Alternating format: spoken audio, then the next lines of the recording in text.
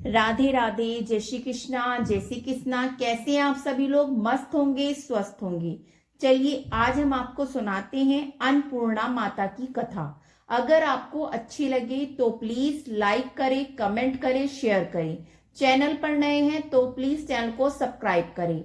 राधे राधे, जय श्री कृष्णा, जय श्री कृष्णा, जय माता दी, जय अन्नपूर्णा माता की जय। चलिए देर न करते हुए हम आपको सुनाते हैं अन्नपूर्णा माता की कथा। काशी निवासी धनंजय की पत्नी का नाम सुलक्षणा था। उसे अन्य सब संसारिक सुख प्राप्त थे, परंतु निर्धनता एक दुख का कारण थी। यह दुख उसको हर समय सताता रहता था। एक दिन सुलक्षणा अपने पति से बोली, स्वामी आप कुछ उद्यम करो तो काम बने। इस प्रकार कब तक काम चलेगा? सुलक्षणा की बात धनंजय के मन में बैठ गई और उसी दिन विश्वनाथ शंकर को खुश करने को पूजा में बैठ गया। कहने लगा, हे देवादि देव विश्वेश्वर, मुझे पूजा पाठ कुछ आता नहीं है, केवल तुम्हारे भरोसे बैठा हूं। इतनी विनती कर दो। 3 तक भूखा प्यासा बैठा रहा। 3 दिन तक भूखा प्यासा बैठा रहा। यह देखकर भगवान शंकर ने उसके कान में अन्नपूर्णा अन्नपूर्णा अन्नपूर्णा इस प्रकार 3 बार कहा। ये कौन क्या कह गया, इस सोच में धनंजय पड़ गया और मंदिर में आते हुए ब्राह्मणों को देखकर पूछने लगा, पंडित जी ये अन्नपूर्णा कौन है? वे बोले, तू अन्न छोड़ बैठा है, सो हर समय अन्न की ही बातें सूझती हैं। घर जा, अन्न ग्रहण कर। धनंजय अपने घर गया और अपनी पत्नी से सारा वर्तन कहा। वे बोली, हे नाथ चिंता मत करो, स्वयं शंकर जी ने यह मंत्र दिया है, वे खुद ही इसका खुलासा करेंगे। आप फिर जाकर उनकी आराधना करो। धनंजय फिर जैसा का तैसा पूजा में बैठ गया। रात्रि में शंकर जी ने आज्ञा दी कि तू पूर्व दिशा में जा, वहां इसका योग लगेगा, तू सुखी होगा। महादेव बाबा का कहना मान वह पूर्व दिशा को चल दिया और वह अन्नपूर्णा अन्नपूर्णा कहता जाता। रास्ते में फल खाता जाता, झरनों का पानी पीता जाता। इस तरह कितने ही दिन चलता गया। वहां उसे चांदी सी चमकती वन की शोभा देखने में आई, सुंदर सरोवर देखने में आया। उसके किनारे कितनी अप्सराएं झुंड बनाए बैठी थी। एक कथा कहती और बाकी सब मां अन्नपूर्णा इस प्रकार बार बार कहती थी। अगन मास की उजाली रात्रि थी। आज से इस वट का आरंभ था। अज्ञान मास की यानी सर्दियों की उजाली रात्रि थी। आज से ही इस वट का आरंभ था। जिस शब्द की खोज में मैं घर से निकला था, वे शब्द आज मुझे सुनने को मिला है। धनंजय उनके पास जाकर पूछता है, हे देवियों आप ये क्या करती हो? वे बोली, हम माता अन्नपूर्णा का व्रत करती हैं।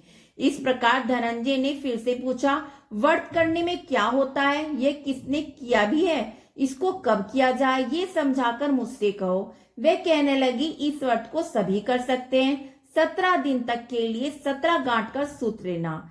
17 दिन न बने तो 1 दिन का उपवास करना। यह भी न बने तो केवल कथा सुनकर माता का प्रसाद लेना।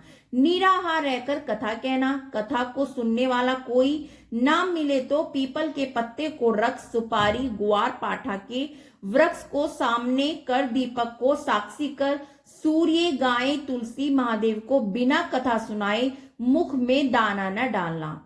यदि भूल में कुछ पड़ भी जाए तो 1 दिवस फिर उपवास करना और व्रत में क्रोध न करे, झूठ न बोले। धनंजय बोला, इस व्रत के करने से क्या होगा? वे कहने लगी, इसके करने से अंधों को नेत्र मिले, लूलों को पांव मिले, निर्धन के धन आवे, बांझ को संतान मिले, मूर्ख को विद्या आवे। जो जिस कामना से व्रत करे माता उनकी इच्छा पूरी करती है। धनंजय बोला, बहनों मेरे पास धन नहीं है, विद्या नहीं है, कुछ भी तो नहीं है। मैं दुखिया और दरिद्र ब्राह्मण हूँ, मुझे उस व्रत का सुख दोगी? हाँ भाई तेरा कल्याण हो, हाँ भाई तेरा कल्याण हो। उन कन्याओं ने कहा, हम तुझे देंगी, ले इस व्रत का मंगलसूत्र ले। धनंजय ने व्रत किया और पूरा हुआ। तभी सरोवर में से 21 खंड की स्वर्ण सीढ़ी हीरा मोती जड़ी हुई प्रकट हुई।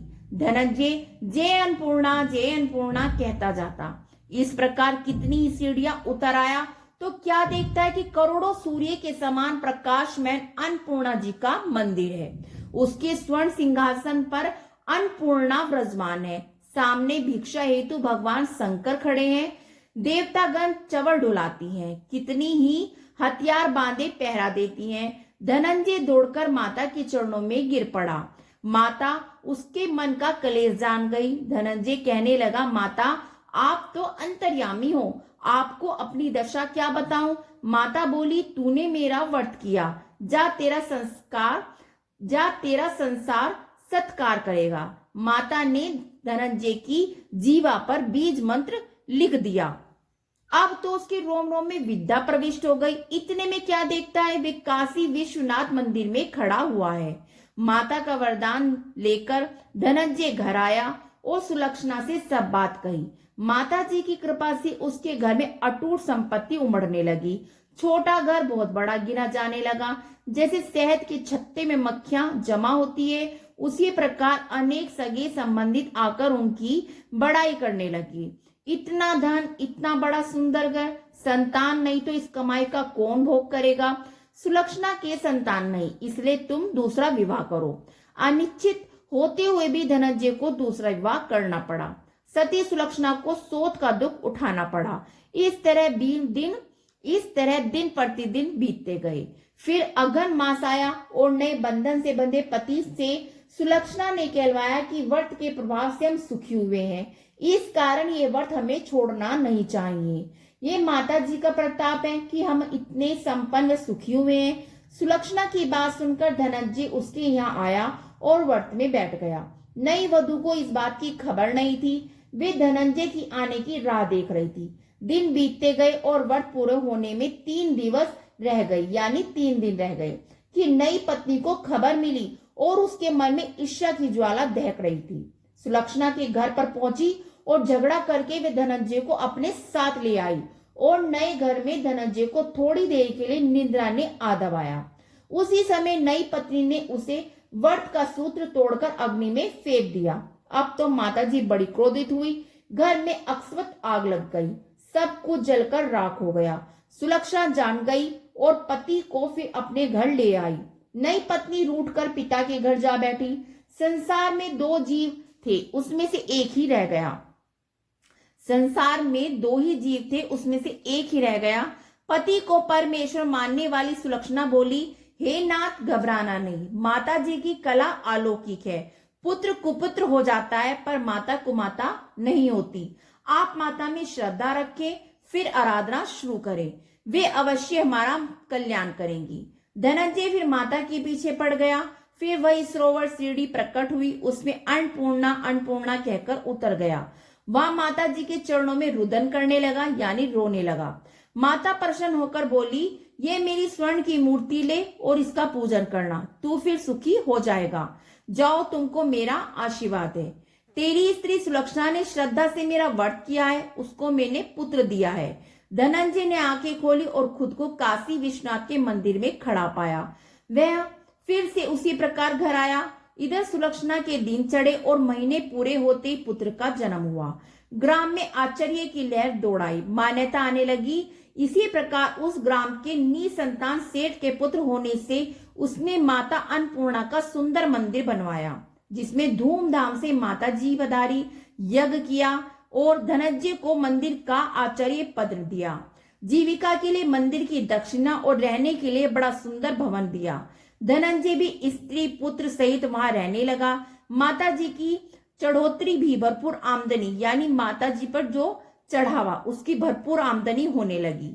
इधर नई वधू के पिता के घर डाका पड़ा, सब कुछ लुट गया। वे भिक्षा मांगकर पेट भरने लगे।